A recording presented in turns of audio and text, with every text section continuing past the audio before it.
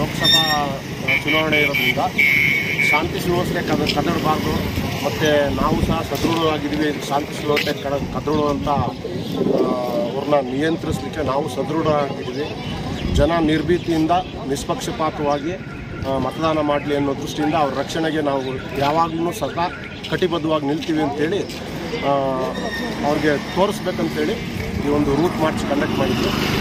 ಮತ್ತು after the code of conduct announce ಆಯಿತು ಅಂತಂದರೆ ಆವಾಗಲೂ ಸಹ ಇನ್ನೊಂದು ರೂಟ್ ಮಾರ್ಚ್ ಮಾಡ್ತೀವಿ. ಸಾರ್ವಜನಿಕರ ರಕ್ಷಣೆಗೆ ಪೊಲೀಸ್ ಇಲಾಖೆ ಸದಾ ಬದ್ಧವಾಗಿದೆ. ಸರ್ ಎಲ್ಲಿಂದ ಬಂದಿದೆ ಸರ್? ಇವರು CISF ಅವರು ಎಲೆಕ್ಷನ್ ಸಂಬಂಧ ಕರೆಸಿದ್ರು ಸರ್. ಅಷ್ಟು ಸಿಬ್ಬಂದಿಗಳು ಎಷ್ಟು ಜನ ಬಂದಿದ್ದಾರೆ? ಸದ್ಯಕ್ಕೆ 60 ಜನ ಬಂದಿದ್ದಾರೆ.